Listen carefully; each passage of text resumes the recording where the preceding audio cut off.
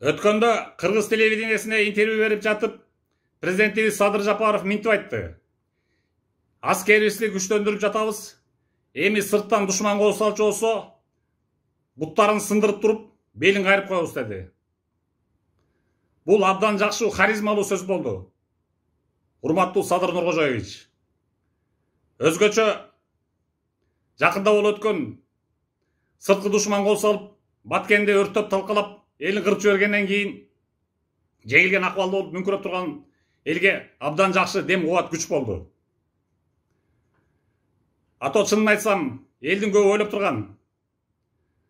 Ай азыркы президент эле мурдагы кыргыз президенттериндей үлпүлдөгөн, рамкадан чыкпаган, тиги орустар Москвадан чиперип койгон, протоколдон чыкпаган, протокольный рожа, костюм шым кийип, зыңкыйып эле, скучный, бир формалдуу сөздөрдү сүйлөгөн катары дагы бир президент турбайбы деп, чынын айтсам, эл ушинтип турган.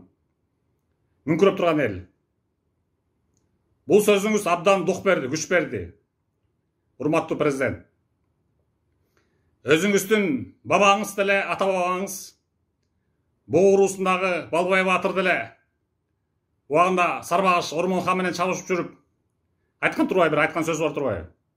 Жерчелип. Ай ушул душманым менен найза учунда, кыз мизинде бырсылашып чабыша албадым. Ай ушу деп жерчелген турбайбы? Анысы арнайы биз да ошо жерчелип отурганбыз тажиктердин нападениесинен кийин. Моку Мусканбай. Жакшылап атышып, бырсылашып, кырсылаша албаган. Лично мен ошентип буулуп тургам. Бул сөзүңүз абдан жакшы дем, күч кубат берди жалпы элге.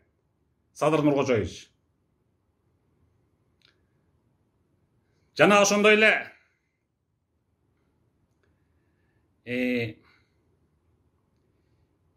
эми жалпы кыргыз элине айтарым, бир эле президентти карап отура бербей, өзүңөр дагы военно-патриотикалык тематикада балдарыңарды өстүрүп, өзүңөр дагы ошондойго камданып, анан үлпүлдөп, чиновник болуп эле, галстук, костюм шымжан болбой,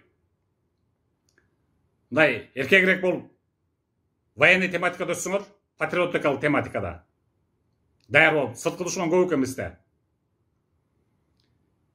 Эми эмне дейбиз? Албетте, мындан ары эми душман, сырткы душман кол сала турган болчу болсо, жөн кое бербейбиз.